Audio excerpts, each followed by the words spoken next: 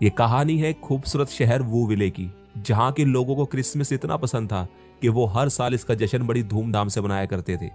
लेकिन यही पहाड़ों की एक गुफा में एक चिड़ा और गुस्सेल ग्रिंच अपने डॉग मैक्स के साथ रहता था, जिसको क्रिसमस बिल्कुल पसंद नहीं था।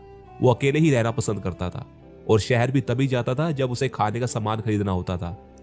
इसी शहर में एक 6 साल की बच्ची सिंडी लू अपनी माँ और 2 छोटे जुड़वा भाइयों के साथ रहती थी। सिंडी अपनी माँ से बहुत प्यार करती थी। अपनी माँ को अकेले ही इतना सारा काम करते देख सिंडी सेंटा क्लॉज को एक चिट्ठी भेजने का डिसाइड करती है ताकि वो उसकी माँ की मदद करे। और जब सिंडी सेंटा क्लॉज को चिट्ठी सेंड करने जा रही थी, तभी उसकी टक्कर ग्रिंच से हो जाती है, जो खाने का सामान खरीद के घर जा रहा था। सिंडी ग्रिंच से माफी मांगती है और उसे बताती है कि वो जल्दी में थी क्योंकि उसको सेंटा क्लॉज को बहुत जरूरी चिट्ठी भेजनी है।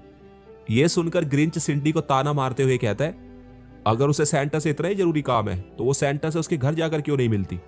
इतना कहकर ग्रिंच वहां से चला जाता है। सिंडी को ग्रिंच की बात ठीक लगती है। वो सेंटा क्लॉज से मिलने का फैसला करती है। लेकिन जब सिंडी की माँ उसे बताती है कि सेंटा के घर पहुंचने में उसे 1 महीना लग जाएगा, तो सिंडी वहां जाने का इरादा छोड़ देती है और अपने दोस्तों के साथ सेंटा क्लॉज को पकड़ने का प्लान बनाती है। दूसरी तरफ घर में बैठा ग्रिंच अपने डॉग के साथ टाइम पास कर रहा होता है। तभी बाहर कुछ हलचल होती है। ग्रिंच बाहर आकर देखता है एक बहुत बड़ा क्रिसमस ट्री, जिसको आज रात लाइटिंग ट्री सेरेमनी के लिए लाया गया था। यह देखकर ग्रिंच गुस्से से भर जाता है और फैसला करता है कि वो उनकी लाइटिंग सेरेमनी खराब करके रहेगा।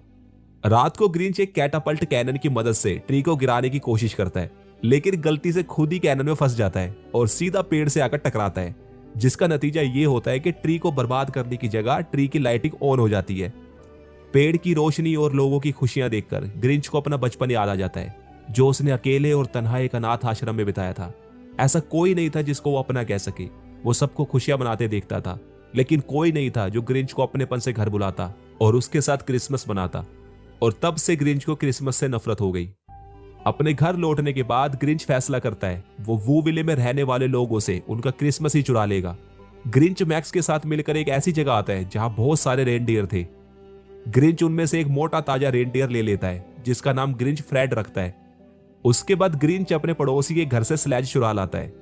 फ्रेड को स्लेज के साथ बांधकर ग्रिंच उसको टेस्ट करता है, लेकिन टेस्ट रन के समय ग्रिंच देखता है कि फ्रेड की एक फैमिली भी है और इमोशनल होकर ग्रिंच फ्रेड को उसकी फैमिली के साथ वापस भेज देता है। क्रिसमस की एक रात पहले ग्रिंच सेंटा क्लॉज का रूप लेकर और बहुत सारे ऐसे गैजेट लेकर जो उसके प्लान में काम आएंगे, ग्रिंच मैक्स को स्लेज के साथ बांध देता है और दोनों निकल पड़ते हैं वूविले के लोगों के घर से तोहफे और सजावट का सामान चुराने। ग्रिंच एक एक करके सब लोगों के घर से उनका सामान चुरा लेता है और अब सिर्फ एक आखिरी घर बचा था। ये उसी बच्ची का घर था जो सेंटा क्लॉज से मिलना चाहती थी। और जब ग्रिंच सिंडी के घर से सामान चुराकर वापस जाने लगता है, तब वो टेबल पर पड़ी एक कुकी को उठा लेता है, लेकिन ये सिंडी का बिछाया जाल था जो उसने सेंटा क्लॉज को पकड़ने के लिए बिछाया था। ग्रिंच उस जाल में फंस जाता है और सिंडी दौड़ती हुई ग्रिंच के पास आती है और ग्रिंच को सेंटा समझकर उससे रिक्वेस्ट करती है कि वो उसकी माँ के काम का बोझ हल्का कर दे और वो हमेशा खुश रहे। वो ग्रिंच से ये भी कहती है कि उन्हें यहाँ रहने वालों का गाना सुनना चाहिए जो वो क्रिसमस पर गाते हैं। वो दिल को सुकून और खुशी देता है। सिंडी की ये बात ग्रिंच के दिल को छू जाती है, क्योंकि ये तो सच था कि ग्रिंच को भी वो गाना काफी पसंद था। लेकिन ग्रिंच अपना ध्यान मिशन पर लगाता है और सिंडी को उसके कमरे में छोड़कर वहां से चला जाता है और पूरे शहर के तोहफों और सजावटों को लेकर ग्रिंच और मैक्स पहाड़ की चोटी पर से उसे फेंकने आते हैं।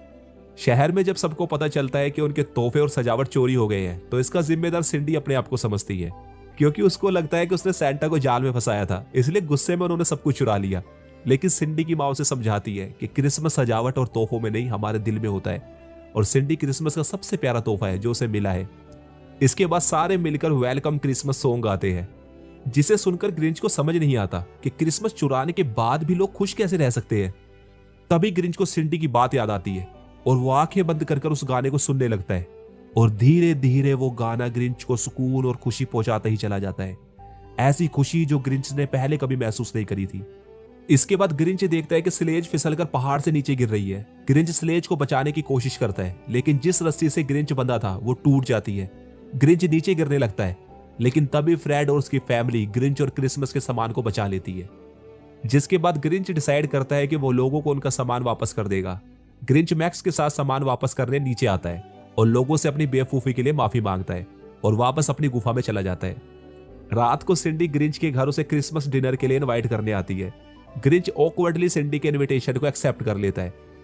सिंडी के घर पहुंचने के बाद सबके साथ बैठे ग्रिंच को एहसास होता है कि उसको कभी क्रिसमस से चिढ़ रही थी, बल्कि क्रिसमस पर अकेले रहने और लोगों का उसे क्रिसमस पर ना बुलाने से चिढ़ थी। यह एहसास होने के बाद ग्रिंच वहां के सब लोगों से दोस्ती कर लेता है और उनके साथ मिलकर क्रिसमस मनाता है। और यही होता है इस कहानी का अंत।